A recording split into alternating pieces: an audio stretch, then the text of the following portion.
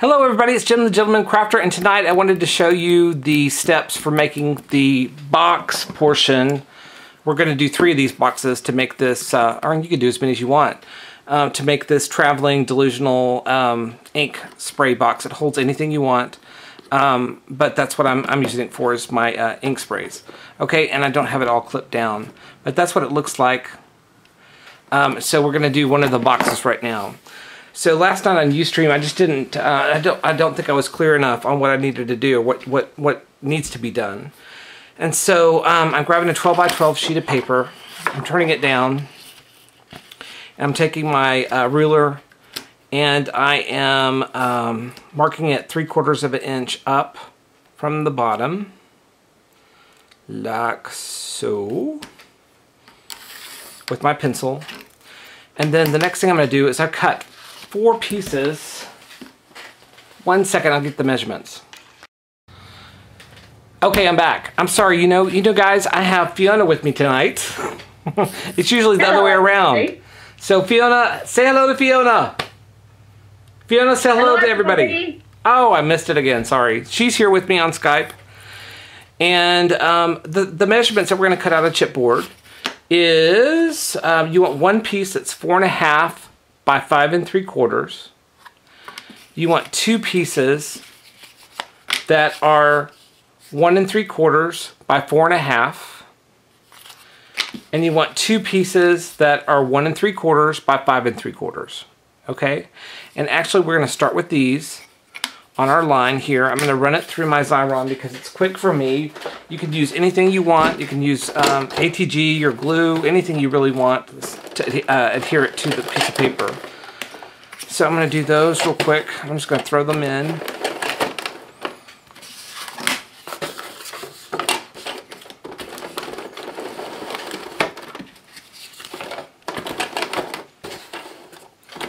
So those are all glued up and ready to go.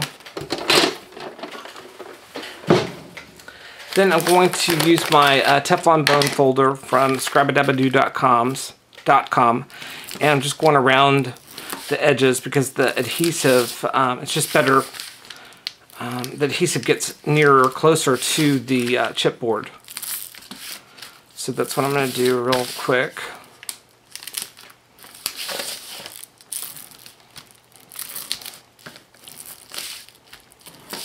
Is it easy to get all the refills for that machine? Not for the 9-inch machine, not the 12-inch. The 12-inch is really hard to get a hold of.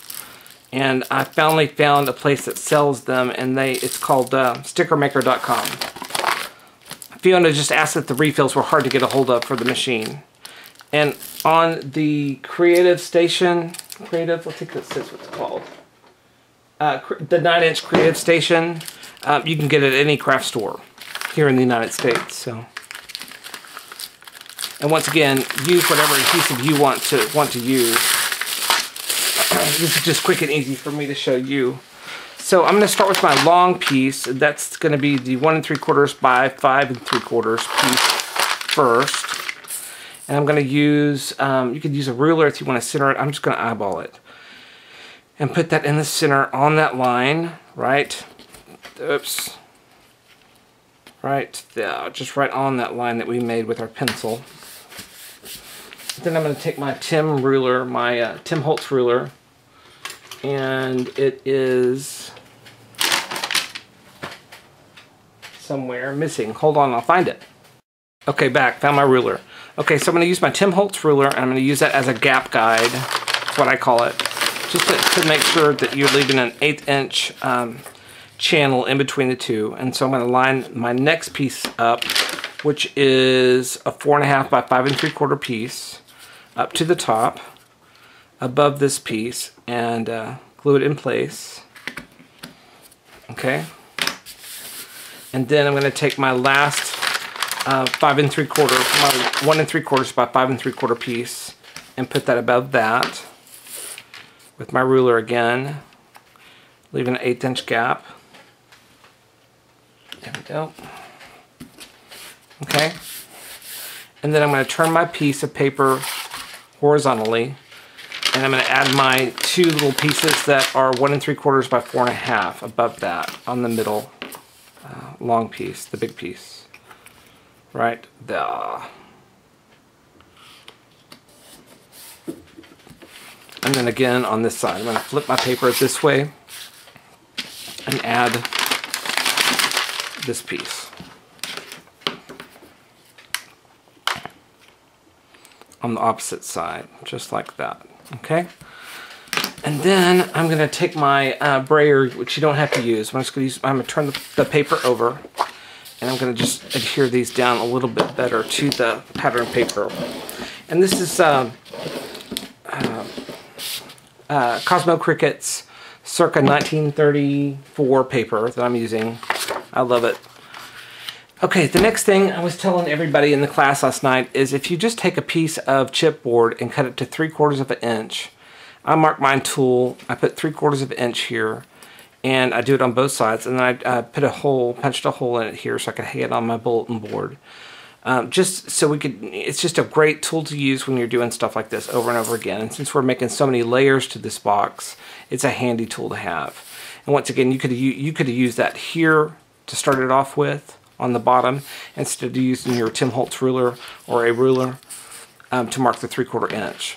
So now I'm just going to go around and I'm just making a border, a 3/4 inch border around the whole chipboard assembly. Just like that.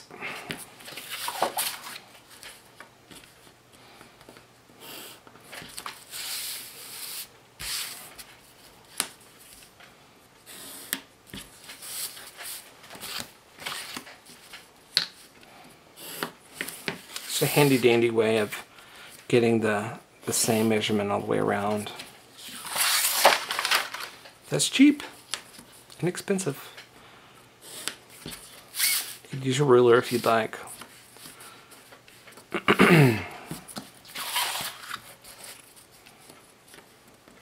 So once again, just going around the perimeter of the chipboard pieces that are already adhered to the paper.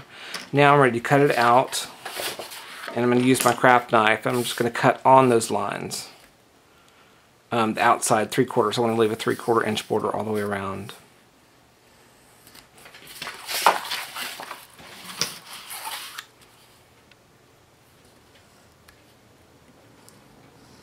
Don't have to be too specific. You can kind of see where I went in. It's not going to matter. No problem, man. What knife are you using, Jim?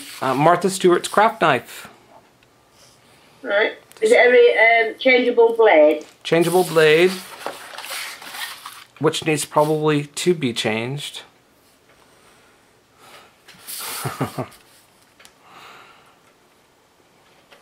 So I'm just cutting on those lines, or trying to stay close to the lines to cut them.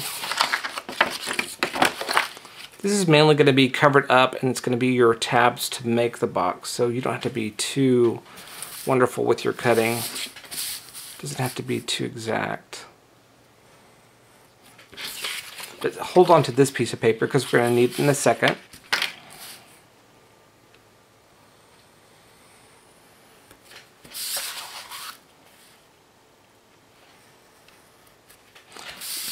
So this is just basic box making. So you've seen me do this time and time before, but I'm going to do it again so that everybody and anybody that might be new to watching can know how to make it. So now we're going to use this piece. This piece that is the remnant from the main piece we cut out. I'm just going to cut this into 1-inch strips. You're going to get 2 out of this. And I usually call these structure strips. But and I usually make them in a craft cardstock because it's a little bit heavier. But I want to just use this paper to use it all up. So now that I cut my 1-inch strips, I'm going to grab my scoreboard. And I'm going to score these in half at 1/2 inch all the way down. Okay.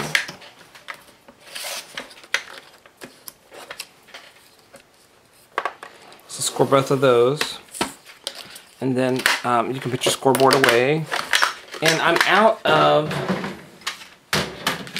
quarter 1/4" score tape, which I love. And once again, you could use ATG if you'd like, but I want to use 1/8" score tape because that's what I've got right now. I never run out of 1/4", and I am out, so it really puts me into a panic mode because I love it. And it'll work with 1/8", but 1/4" would probably be a lot better. So I'm running my score tape down parallel to that score mark that we made on each side. One on each side, one strip of... if you want to run your ATG down it, now's the time to run it on each side.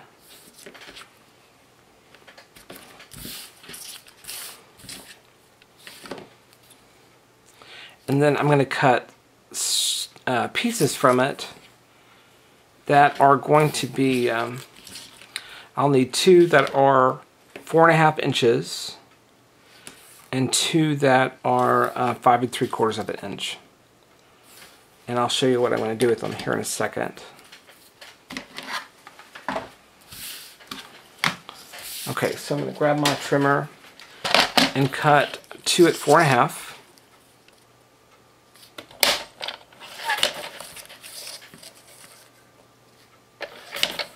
And then 2 that are 5 3/4.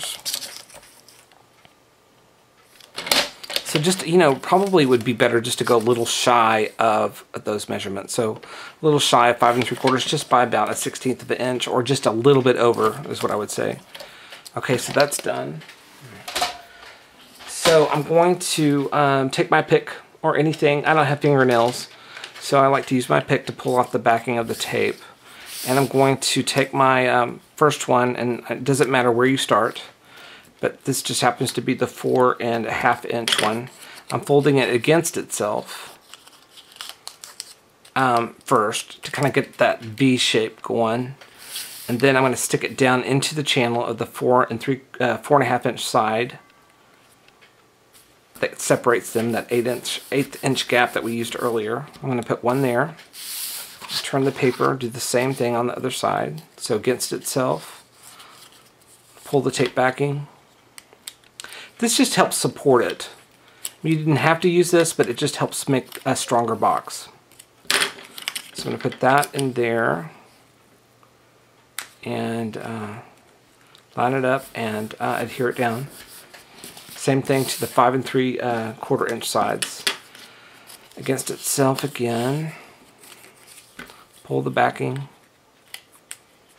tapes, or ATG. If you want to just do ATG, just go ahead and do that, and then stick it into your channel. This one doesn't quite match, but you know what? I'm not going to worry about it. So that goes there. Just adding support, so it doesn't have to be totally perfect. So once again, one last one against itself. Pull the backing of the tape. This is score tape. Into the channel, line it up, and put it down. Okay? See how this one's a little bit short here? It doesn't matter about, it doesn't matter. So the next thing I'm going to do is I'm going to grab my Tim ruler, my Tim Holtz ruler again, any ruler, 1/8 inch, and I'm going to put it up against those 2 corners. And I'm going to take my craft knife, so I'm holding it with my 2 fingers at both of those corners, and then I'm coming down with my knife and cutting those corners off, mitering the corners, leaving about 1/8 inch here on each end. So I'm going to do that on all 4 sides. So ruler up to the corners, hold it down with my fingers, and cut it with a craft knife.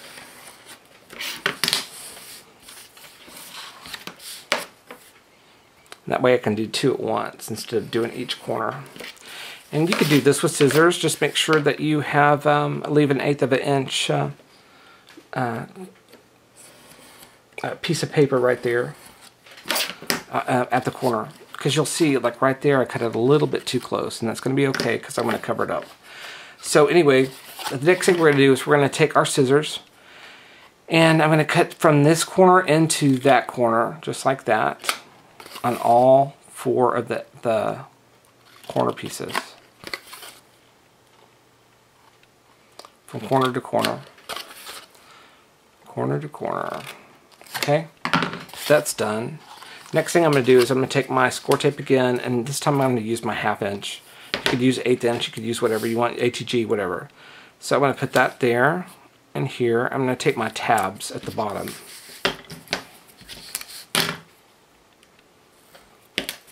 And I'm going to go in the opposite direction. If you go up to the top of the exact opposite place you were at, it'll be the same angle, so you don't have to cut it. So I'm going to start over here. Put my tape down and cut it at that angle right here. And what I was saying just a second ago is if I take this and go to the opposite edge up here, it's the same angle. So I can just go ahead and go up here and tape that.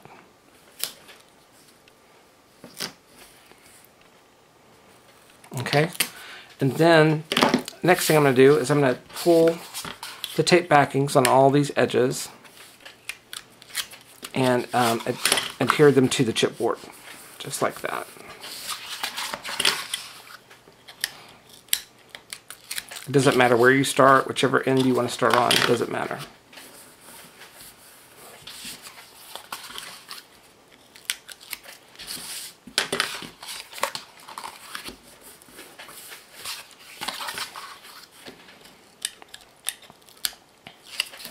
And the last thing I'm going to do, since those are down, is I'm going to take my bone folder, any kind of bone folder, and I'm going to go in on these corners here, because you're going to have a little bit of a dog ear, and mash that down. It makes a perfect corner.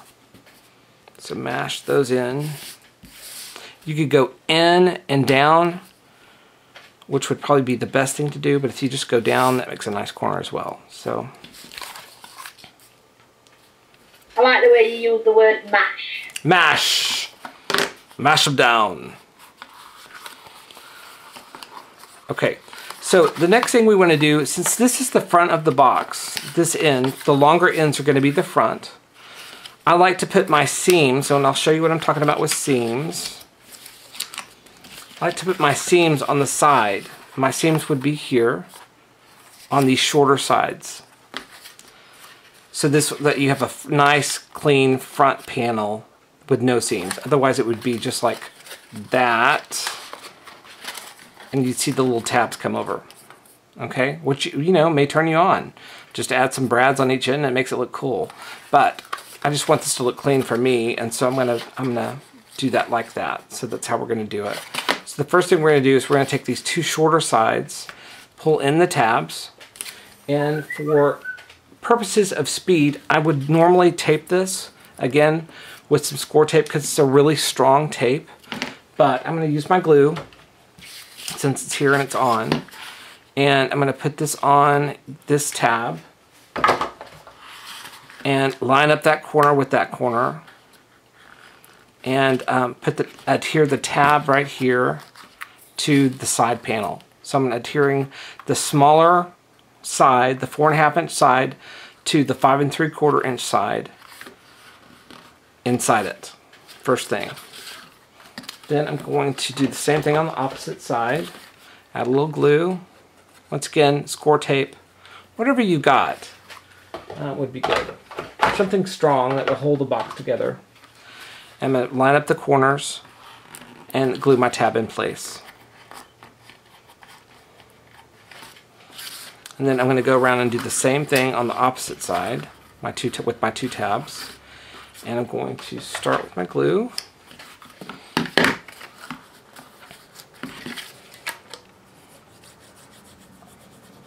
And bring it in to the inside panel, line up the corner, and glue that tab to the inside of the box. And one last one for the interior. And glue, apply some glue, line up the corner, and place the tab in.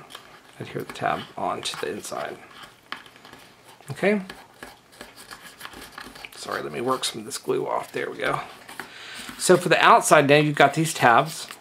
And really what I'd probably do is I would ink this first. But if you want it to show up. If you don't want it to show up, don't ink it. And so now I'm going to glue these tabs in onto the outside. So just a little there. Glue it down. Turn my box around. Down in that crease more than anything. There, and then glue it down. And then here.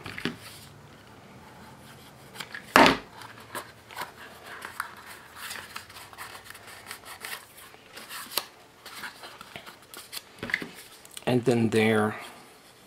That's the last one. Glue it down. So that is one of your tiers to your box. So you would just line that with paper.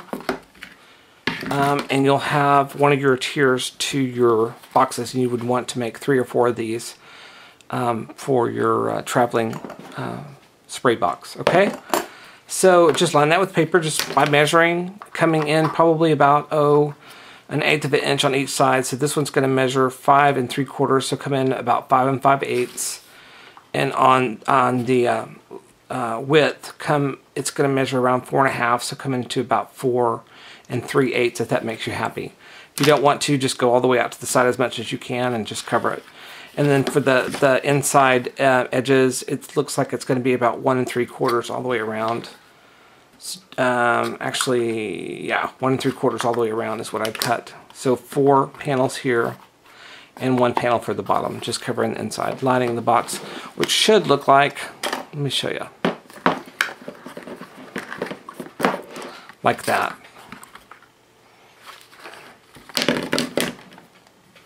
So it's just lined, looks nicer. Okay, that's it, you guys. I just wanted to show you that was our first step last night. And when I come back next week, we'll finish it off.